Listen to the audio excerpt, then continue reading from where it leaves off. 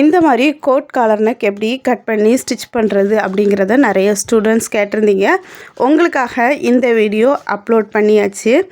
இதோட cutting and ஸ்டிச்சிங்கை ஷார்ட்டாக இந்த வீடியோவில் உங்களுக்கு காட்டுறேன். 10 இன்ச்சு லென்த்து, 8 இன்ச் விட்த் இருக்கிற மாதிரி கிளாத் எடுத்துக்கோங்க.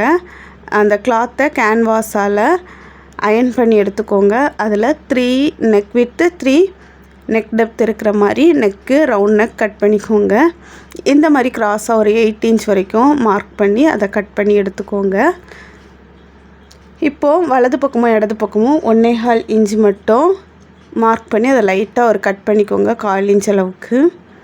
இதை நம்மளோட மெயின் கிளாத் மேலே, ஃப்ரண்ட் பீஸ்க்கு மேலே ப்ளேஸ் பண்ணிவிட்டு, நான் ப்ளூ கலரில் லைன் போட்டிருக்கேன் அந்த போர்ஷன் மட்டும் ஸ்டிச் பண்ணிவிட்டு அப்படியே டர்ன் பண்ணிட்டீங்கன்னா ஃப்ரண்ட் பீஸ் ஓகே ஆயிரும்.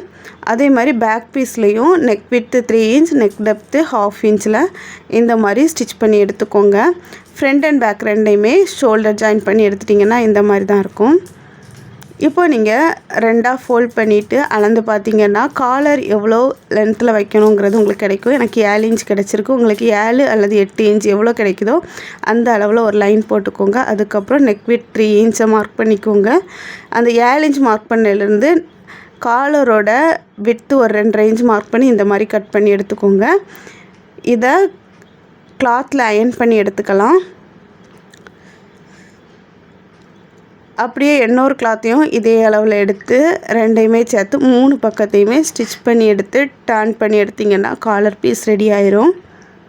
இந்த காலர் பீஸை அப்படியே மெயின் கிளாத்தில் நம்ம ரெடி பண்ணி வச்சுருக்கிற கிளாத்தில் ஃபிக்ஸ் பண்ணிட்டா கரெக்டாக இருக்கும். இந்த வீடியோவை பார்த்தாலே உங்களுக்கு நீட்டாக புரியும். சிம்பிளாக உங்களுக்கு எக்ஸ்பிளைன் பண்ணியிருக்கிறேன்.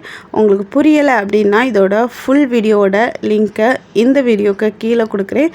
கண்டிப்பாக செக் பண்ணி பாருங்கள். ரொம்ப ஈஸியாக கோட் காலர் நெக் எப்படி ஸ்டிச் பண்ணலாம் அப்படிங்கிறத உங்களுக்கு சொல்லியிருக்கிறேன்.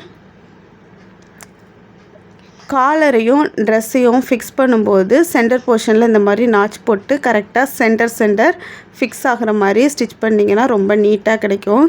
ஃபஸ்ட்டு கேன்வாஸ் இல்லாத காலர் பீஸை ஃபிக்ஸ் பண்ணிக்கோங்க. அப்படியே கேன்வாஸ் இருக்கிற காலர் பீஸையும் ஃபிக்ஸ் பண்ணிக்கோங்க. இந்த ஒரு ஸ்டிச் போட்டு முடிச்சிட்டிங்கன்னா உங்களுக்கான கோட் காலர் நெக்கு ரெடி ஆயிரும். லைட்டாக அயன் பண்ணி விட்டு எடுத்துக்கோங்க. உங்களோட நெக் விட்த் எந்த அளவு தேவையோ அந்த அளவுக்கு அயன் பண்ணிக்கோங்க. சூப்பராக ரெடி ஆயிடுச்சு.